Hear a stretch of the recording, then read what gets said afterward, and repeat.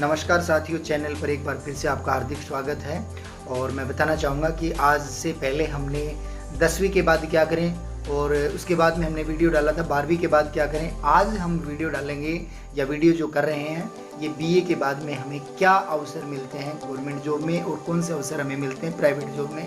मैं प्रयास करूँगा कि अधिकांशतः आप लोगों के सामने मैं इस चीज़ को रखूँ। सबसे पहले हम देखेंगे कि आज के युग में जो है ना, आज का युग अर्थ प्रधान युग है, पैसे का युग रह गया है। तो पैसा जो है हमारी ज़रूरत भी बन गई है और आवश्यकताएं भी बन गया है, क्योंकि हमारी इच्छाएं जो है वो बढ़ जाने के कारण हमें जो इनको पूरा करने के लिए रुपया कमाना ही पड़ेगा, रुपया कमाना ही पड़ता है। यूँ भी कह सकते हैं, उसके बाद में कहें कि पैसा कमाने के साथ साथ हमें जो है वो पढ़ना भी पड़ता है। लेकिन जो है पढ़ाई की इच्छाएं जो है कई बार हमारी पूरी नहीं हो पाती।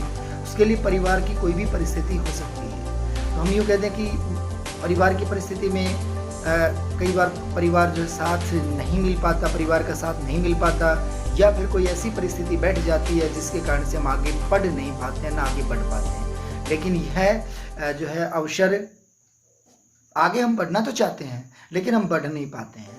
और पीछे जो इसके पीछे कोई भी कारण हो सकता है, जो है समय पर जो है दिशा नहीं मिलना, और जो है परिवार का जो है दायित्व कई बार कंधे पर आ जाता है। तो कंधे पर जब दायित्व आ जाता है तो भी हम जो है जॉब की तरफ चले जाते हैं और हमारी पढ़ाई के बीच में व्यवधान आ जाता है। अब हम बात करेंगे इसकी कि जॉब जब हम कर रहे हों तो हमें क्या करना चाहिए। कहीं पर भी, चाहे 10वीं के बाद, चाहे 12वीं के बाद, चाहे आप बीए के बाद जॉब कर भी रहे हैं, तो हमें वहाँ जॉब करते समय हमें किन बातों का विशेष ध्यान रखना चाहिए। तो सबसे पहले बताएं कि कार्य के प्रति हमारा समर्पण बहुत ज़रूरी है। उसके बाद में अगली जो बात आएगी वो हम ये कह दें कि आपकी हंसमुख प्रवृत्ति आपके कार्यालय में आपके कार्य की प्रशंसा और अधिक बढ़ा देती है। दूसरी बात ये आएगी, हम तीसरी बात ये बता देंगे कि आपका ईमानदार व्यक्तित्व जो है वो और अधिक आपके कार्य को लोगों के सामने रखेगा, और आप जो है लंबे समय तक उस कार्यालय में या उस ऑफिस में या उस विद्यालय में या जिस भी कंपनी में आप काम कर रहे हैं वो और लंबे समय तक वहाँ काम कर सकेंगे। इसके बाद में जो है हम कहीं प्रभावशाली व्यक्तित्व भी एक ऑफिस में काम करने के लिए बहुत आवश्यक है।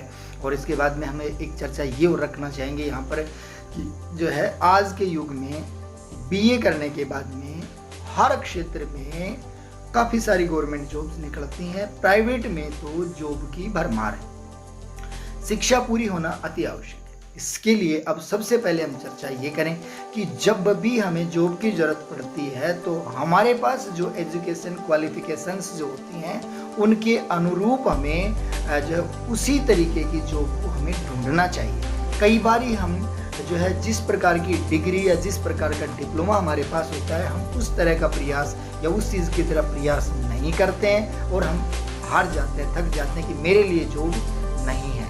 अब हम यहाँ पर एक विशेष चीज़ की चर्चा ये करेंगे कि अगर बीए आपने कर ली है तो हम टीचिंग जॉब के लिए सबसे पहले किस तरफ जाएं। तो टीचिंग जॉब के लिए सबसे पहले हम ये कहें कि बीए करने के बाद में अगर आप बीएड कर लेते हैं तो 3rd ग्रेड अध्यापक और 2nd ग्रेड अध्यापक के लिए आप योग्य हो जाते हैं गवर्नमेंट के लिए। लेकिन गवर्नमेंट ने एक प्रक्रिया और लागू कर रखी है जिसमें हम ये कह दें कि HTET CTET केंद्र की वैकेंसीज के लिए और राज्यों के लिए HTET CTET के अलावा जो है उन्होंने अपने राज्य में टेट के नाम से एक एग्ज़ाम जो है तैयार कर रखी है, जिसको देने के बाद में उसमें 60% मार्क्स अगर आपके आ जाते हैं तो आप उस राज्य के लिए अध्यापक बनने हेतु एक कड़ी में खड़े हो जाते हैं। और आगे जो कम्पिटिटिव एग्जाम्स राज्य करवाता है तो आप उसमें शरीक हो सकते हो, आप उसमें हिस्सा ले सकते हो।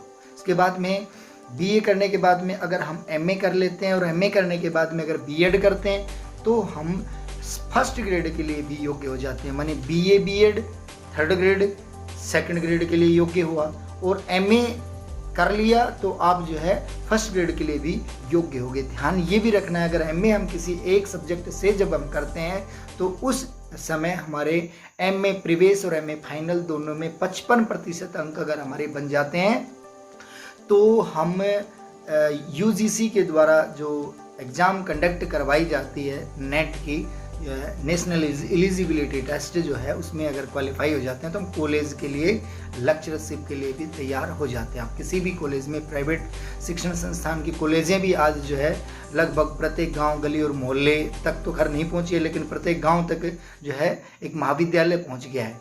तो वहाँ तक आप उसमें जा कर के प्रयास कर सकते हैं, आपको वहाँ जॉब मिलता है। उसके बाद में हम देखें कि बीए करने के बाद में अगर हम शारीरिक प्रशिक्षण अगर ले लेते हैं ना, डीपीएड जो होता है, बीपीएड जो होता है, अगर ये कर लेते हैं तो उसके बाद में जो है शारीरिक शिक्षक, आज प्रत्येक विद्यालय में शारीरिक शिक्षकों की ज़रूरत है। अगर यहाँ पर पुरुष वर्ग के बजाय अगर महिलाएं प्रयास करें तो आज प्रत्येक विद्यालय में महिला शारीरिक शिक्षकों की बहुत ज़्यादा कमी है, चाहे प्राइवेट शिक्षण संस्थान हो चाहे गवर्नमेंट शिक्षण संस्थान हो।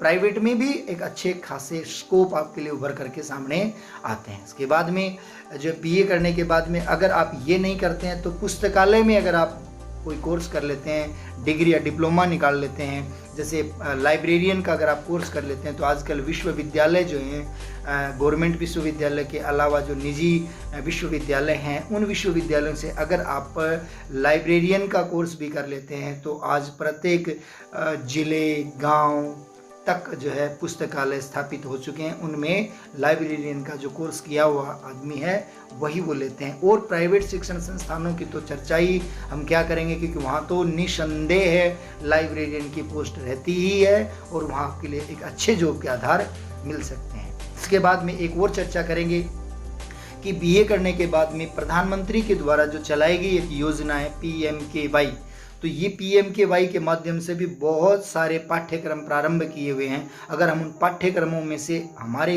इच्छा के अनुरूप अगर कोई पाठ्यक्रम या कोई कोर्स हम कर लेते हैं तो हमारे लिए और भी अवसर जागृत हो जाते हैं। पढ़ाई के साथ साथ हमें आगे की पढ़ाई, या मैं ये कहूँ कि जॉब करने के साथ साथ अगर हम आगे की पढ़ाई भी करते रहें, चाहे वो प्राइवेट से है चाहे वो कोरस्पॉन्डेंस से, बहुत सारे जो साथियों को इस तरह की एक शंका रहती है कि रेगुलर करेंगे तो ही मान्यता होती होगी या फिर प्राइवेट वालों को कोई मान्यता नहीं होती। ऐसी कोई भी बात नहीं होती। प्राइवेट को भी स्थान उतना ही मिलता है जितना रेगुलर को मिलता है। बहुत सारी ऐसे परिस्थितियां बैठ जाती हैं कि जो है आपको प्राइवेट करना पड़ता है। तो अतः इस चीज़ के या इस बुलावे में ना आए कि प्राइवेट आदमी का कोई जो है आधार नहीं होता है, प्राइवेट का भी उतना ही वजूद होता है। इसके बाद में अब आगे हम चर्चा करेंगे डिफेंस को लेकर के कि डिफेंस में भी बीए करने के बाद में कौन कौन से अवसर उभर करके आते हैं। तो 10वीं करने के बाद में आप सब जानते हैं कांस्टेबल पद है,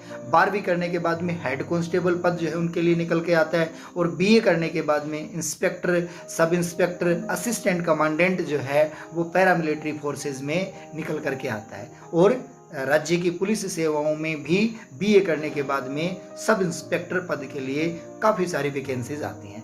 ध्यान ये रखना है, यहाँ पर शारीरिक दक्षता आवश्यक तो है ही है।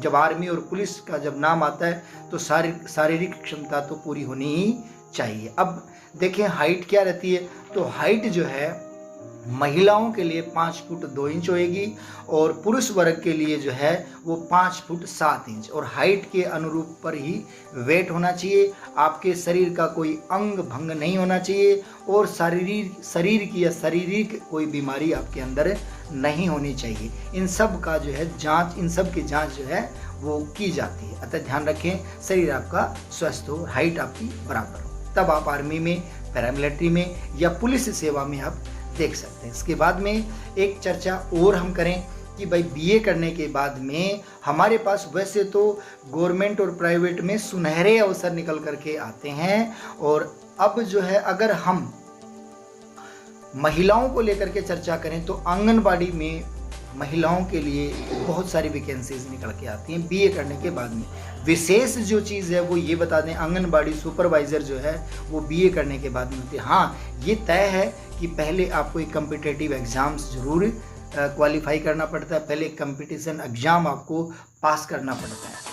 उसके बाद में अगर और चर्चा की जाए तो बीए करने के बाद में अगर पत्रकारिता में भी हम अगर कोई डिप्लोमा कर लेते हैं तो आज आप सब जानते हैं पत्रकारिता जो चौथा स्तंभ माना जाता है राष्ट्र का, तो आप उसमें भी जॉब प्राप्त कर सकते हैं।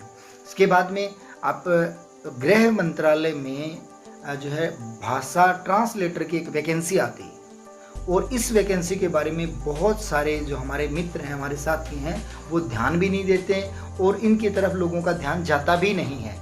अगर हम उसकी ट्राई करें तो निस्संदेह है हमें एक बहुत अच्छी जॉब मिल सकती है भाषा ट्रांसलेटर की। और इसके अलावा हम तो क्या करते हैं, क्षेत्र में, गांव में, शहर में, इसके बाद में भाई महानगर तक हम पहुंच जाते हैं।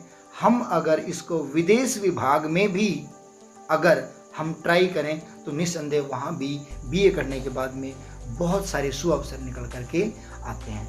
और यहाँ पर एक बार फिर से हम पहली चर्चा जरूर करेंगे। आप जॉब कर रहे हैं, जहाँ भी कर रहे हैं, वहाँ पर आपका अपना ईमानदार व्यक्तित्व, इसके बाद में कार्य के प्रति समर्पण की भावना और हंसमुख प्रवृत्ति, आपकी प्रभावशाली व्यक्तित्व जरूर दिखाई देना चाहिए। ये मैं आपको जरूर बताना चाहूँगा। उसके बाद में एक विशेष बात, और जब आप प्राइवेट शिक्षण संस्थान में, प्राइवेट कंपनी में काम करते हैं तो आपको एक बात का विशेष ध्यान रखना है कि कोई आपको देख रहा है या नहीं देख रहा है, इस बात की फिक्र किए बिना आप लगातार अपने कार्य को ईमानदारी, लगन, और लगन भी सच्ची लगन के साथ कार्य करते रहेंगे तो आप उस विभाग में, आप उस कार्यालय में, आप उस स्कूल में, आप उस कॉलेज में एक बेहतर कर्मचारी के रूप में उभर करके सामने आएंगे।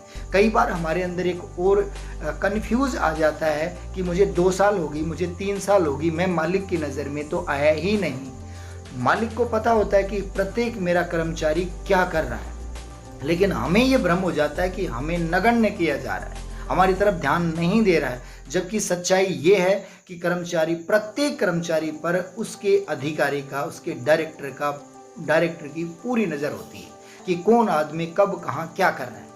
अब रही बात इसकी कि हमारे ऊपर अगर वो नज़र नहीं डाल रहा है, ये बात हमारा भ्रम है, उसकी नज़र है, लेकिन वो आपसे कुछ और एक्स्ट्रा चाहता है कि आप और एक्स्ट्रा क्या कर सकते हैं, और एक्स्ट्रा आप कितना अच्छा कर सकते हैं। हो सकता है वो आपको और कहीं, हो सकता है वो आप जो सोच रहे हैं उससे कहीं और अधिक आपको देना चाहता हो।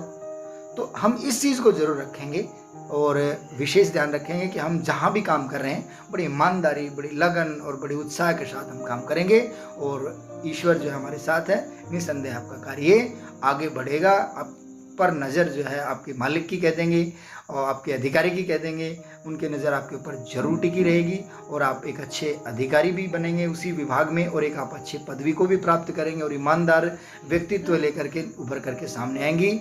और आप लगातार वीडियो पर बने रहे थे, इसके लिए बहुत बहुत बहुत धन्यवाद आपका।